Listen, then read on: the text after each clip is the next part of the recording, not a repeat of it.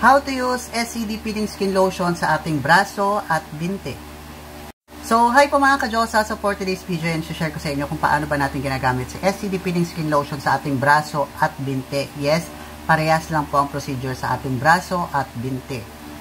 Number 1 mga ka-Diyosa, is sundan lamang yung ating instruction dito po sa likod ng ating bottle na SCD Peeling Skin Lotion. Meron po siya ditong for the body. So, ang tinutukoy po dyan ay yung ating braso at binti.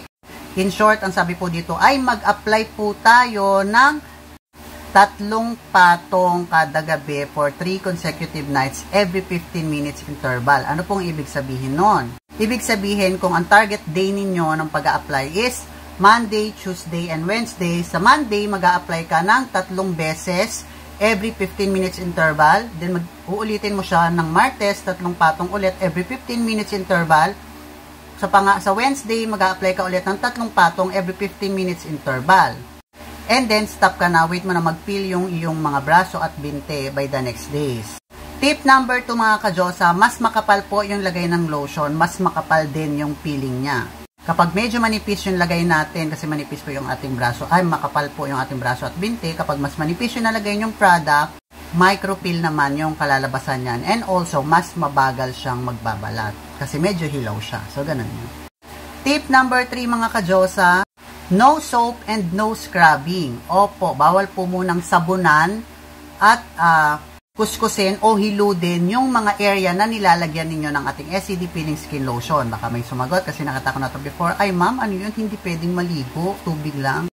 The answer is, mga ka-Diyosa, again, ang pinag-uusapan po natin dito ay yung ating braso at binti. So, ganun po yung ginagawa namin based rin sa experience.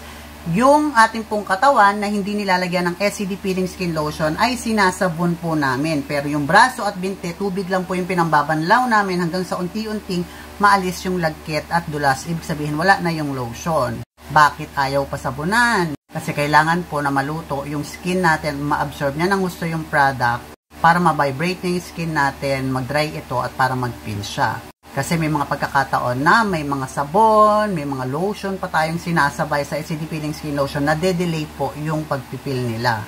Tip number 4 sa paggamit ng ating SCD Peeling Skin Lotion sa ating braso at binti, uminom po palagi ng cetirizine kung plano nyo itong gamitin sa inyong braso at binti kahit sa inyong katawan. Sa mukha, okay lang na hindi kasi maliit lang naman yung area. Pero kung sa braso at binti, uminom po kayo ng cetirizine tablet once a day. Kasi po, nagre-rejuve kayo ng katawan. Since meron nga siyang rejuvenating process, possible na makaranas kayo ng pamumula, pangangati, or kung masobrahan, pwedeng mamaga. Kaya very important na umiinom ka ng cetirizine kasi malaking part na ng body yung ginagamitan mo ng rejuvenating lotion. And tip number 5 for the last mga ka-Diyosa, on your 4th day, pagising ninyo, at nakikita nyo, nag-uumpisa na siyang mag-peel, parang sobrang nagda-dry na yung skin nyo, nag-i-start na yung mga peeling symptoms. Huwag agad kayong ma-excite na tuklapin yung balat kasi baka dikit na dikit pa yan doon magsugat. Ang ginagawa po namin on our 4th day, pag nakita na namin nag-start na siya na nagbabakbak, ang ginagawa po namin ay naliligo po kami, tapos binababad lang namin siya ng matagal doon sa tubig. Kasi mapapansin niyo yung mga dry skin natin, kapag nabababad yan sa tubig, lumalambot sila. Tapos madali silang ipil. Yun po yung nakikita nyo na akala nyo ay glue doon sa mga video ko. Kaya po yun malambot at madaling ipil. Binababad ko po yun na matagal sa shower. Pero hindi po hot shower ha, yung normal na tubig lang. Kasi kapag lumambot na yun, mga nag-dry na skin gamit ang ating SCD Peeling Skin Lotion, mas madali po siyang ipil. And syempre, diskartihan nyo din. Dahan-dahan nyo lang din siya tutuklapin. Makikita nyo yan doon sa aking mga video para makuha ko siya ng buo. At may ipakita ko sa inyong buo talaga yung nakukuha ko. Kasi pag nagmadali kayo, common sense, di ba? Syempre, mapipigtal din naman siya agad. Kasi yung iba, nagbabalat na yung iba, hindi pa. So, yun lang mga ka-Diyosa. Hopefully nakatulong ang video na to sa iyo. And have a great day po. Bye-bye!